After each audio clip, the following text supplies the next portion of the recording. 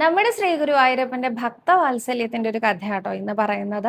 പണ്ട് ഗുരുവായൂരില് ഒരു പരദേശി ബ്രാഹ്മണൻ താമസിച്ചിട്ടുണ്ടായിരുന്നു അത്രേ.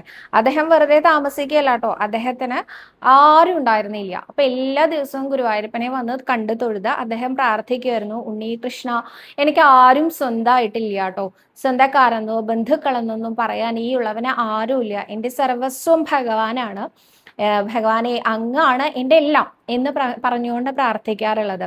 ഒരിക്കൽ അദ്ദേഹം പറഞ്ഞു, എനിക്ക് മരിച്ചു പോയാൽ ഒന്ന് ഉറക്ക നിലവിളിക്കാനോ വായ്ക്കരി ഇടാനൊന്നും എനിക്ക് ആരും ഇല്ല, അതാണ് എൻ്റെ അവസ്ഥ, ഭഗവാൻ അറിയാലോ, അങ്ങാണ് എൻ്റെ എല്ലാം എന്ന്. ഒരിക്കൽ അദ്ദേഹത്തിന് തോന്നി, ഇങ്ങനെ എല്ലാം അങ്ങാണെന്ന് ഇങ്ങനെ പറഞ്ഞാൽ മതിയോ, പറഞ്ഞാൽ പോരല്ലോ, എൻ്റെ ഈ കാണുന്ന സ്വത്തുക്കൾ മുഴുവൻ ഭഗവാൻ ഉള്ളതാണ് എന്ന്. അങ്ങനെ അദ്ദേഹം ഈ കാണുന്ന അദ്ദേഹത്തിന്റെ എല്ലാ സ്വത്തും സ്ഥാവര ജംഗമ വസ്തുക്കളെല്ലാം ഭഗവാന്റെ പേരിൽ, അതായത് ഗുരുവായൂർ ദേവസ്വത്തിന്റെ പേരിൽ എഴുതി വെച്ചു അത്രേ. അദ്ദേഹത്തിന്റെ മരണപത്രമായിട്ട് അദ്ദേഹം എഴുതി വെച്ചു അത്രേ. അധികം താമസമില്ലാതെ തന്നെ അദ്ദേഹത്തിന്റെ അവസാനവും സംഭവിച്ചു കേട്ടോ. ഇത് വെറുതെ പറഞ്ഞാൽ പോരാന്നാ എനിക്ക് തോന്നണേ. ആരും എവിടെയും എഴുതി വെച്ചിട്ടില്ലെങ്കിലും അദ്ദേഹത്തിന്റെ പരദേശി ബ്രാഹ്മണന്റെ മരണം എന്തുകൊണ്ടും നല്ലതായിരിക്കും. ഗുരുവായൂരപ്പന്റെ മടിയിൽ കിടന്നുകൊണ്ട് അദ്ദേഹത്തിനെ കണ്ടുകൊണ്ട് എങ്ങനെയാണോ കുറൂരമ്മയുടെ ഒക്കെ അന്ത്യം ഉണ്ടായിരുന്നത്, അതേപോലെ തന്നെ ആയിരിക്കാം പരദേശി ബ്രാഹ്മണനെയും ഭഗവാൻ അങ്ങോട്ട് വിളിച്ചിട്ടുണ്ടാവുക എന്നാ എനിക്ക് തോന്നാറുള്ളത് കേട്ടോ. എന്തായാലും ഭഗവാന്റെ ഭക്തവാത്സല്യം നമ്മൾക്ക് എങ്ങനെയാ മനസ്സിലായെന്നറിയോ?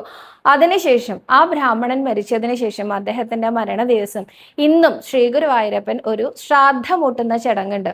അതായത് ഗുരുവായൂർ ഏകാദശി കഴിഞ്ഞ് ദ്വാദശിയും കഴിഞ്ഞ് ത്രയോദശിയുടെ അന്ന് ത്രയോദശി ഊട്ട് എന്നാ പറയാറുള്ളത്.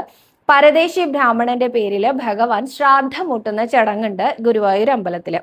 അത് ഭക്തൻ എല്ലാം ഭഗവാനാണ് എന്ന് സങ്കല്പിച്ചുകൊണ്ട് അദ്ദേഹത്തിന്റെ കയ്യിലുള്ള സർവസ്വവും ഭഗവാന് സമർപ്പിച്ചപ്പോൾ, നീ എന്നെയാണ് എന്ന് കാണിക്കാൻ പാകത്തിന്, അല്ലെങ്കിൽ ഒരു പുത്രൻ എന്ന രീതിയിൽ ചെയ്യേണ്ട കടമ എന്ന രീതിയിൽ ഭഗവാൻ തിരിച്ച് അദ്ദേഹത്തിന്റെ പിതൃകർമ്മങ്ങൾ ചെയ്യുന്നത് പോലെ തന്നെ പ്രാധാന്യം അർഹിക്കുന്ന കാര്യമാണ് എല്ലാ വർഷവും ശ്രാദ്ധമൂട്ടുക എന്നുള്ളത് അല്ലേ.